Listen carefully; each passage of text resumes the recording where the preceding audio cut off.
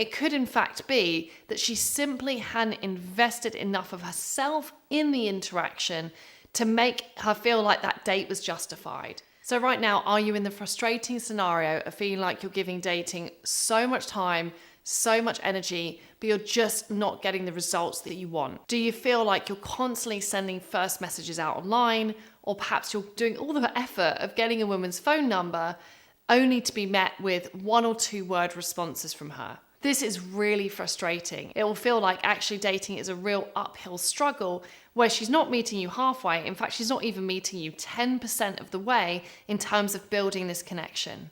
I'm dating coach Hayley Quinn, and for over a decade of coaching men and women, I've seen this issue come up for guys time and time again.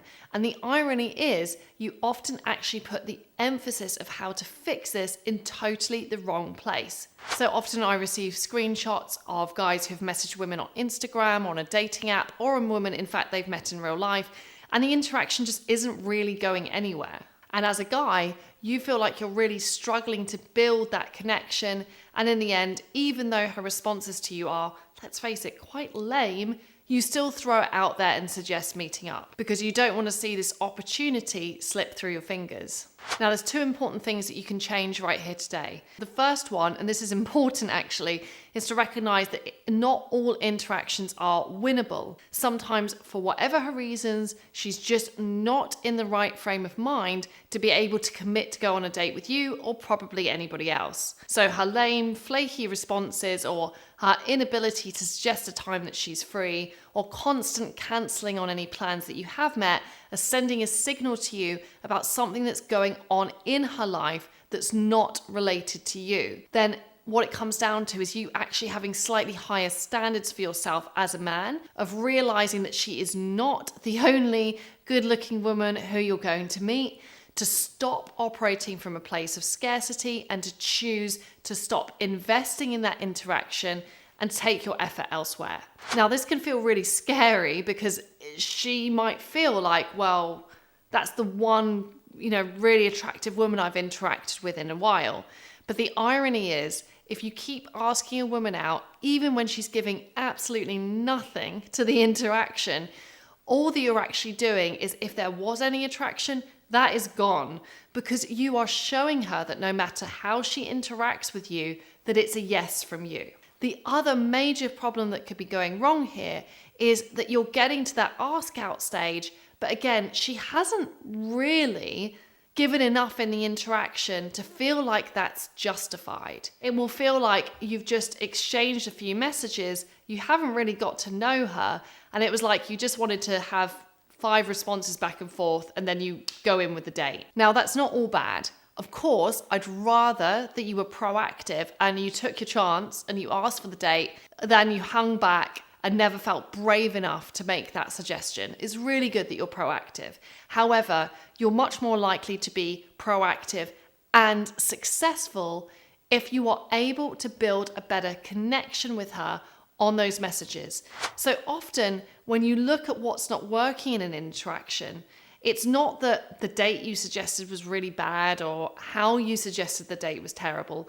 It could in fact be that she simply hadn't invested enough of herself in the interaction to make her feel like that date was justified. Of course, if she feels like you're just asking her out because she's hot, well, there's a lot of guys who would like to go out with her because she's hot. So what makes you special? Instead, it's going to feel much more rewarding to her if she feels that you're asking her out based on something she's contributed, something she's shared, or something new that you know and understand about her. So often the real sticking point on messages isn't that you should have been flirtier or you should have asked that for that date differently. It's that you didn't, at the right intervals, give her space to contribute, or that you didn't recognize opportunities in the conversation where she was being a little bit more candid with you, and you in fact could have leveraged some of what she was saying to get her to open up more. Remember, there's no point being flirty and there's no point asking her out if she's literally given you the most lame responses in the world. Instead, don't reward her for that. Focus instead on shifting your text messages towards encouraging her to be candid, challenging her, qualifying her, and getting her to open up. Well, you might be like, well, Hayley, that sounds great, but how do I do it? Well, good news for you is I have actually written a whole new texting ebook. It's pretty damn long, it's pretty damn detailed, and it gives you a step-by-step strategy from the first message you send to building connections, to flirting, to even building relationships, of how to overcome some of the biggest challenges with messaging women. If right now you feel like you're making all the effort and getting none of the results, chances are you just need to shift the focus of where you're pushing in your interactions. And don't worry if this concept isn't quite sticking yet. I've got tons of examples in the texting ebook that you can cut, paste, copy exactly, or simply take inspiration from so you understand far more easily how you can effectively message women. If you'd really like a detailed guide to my text messaging advice, then please click the button below this video. Either way, I really hope you've enjoyed this video tutorial.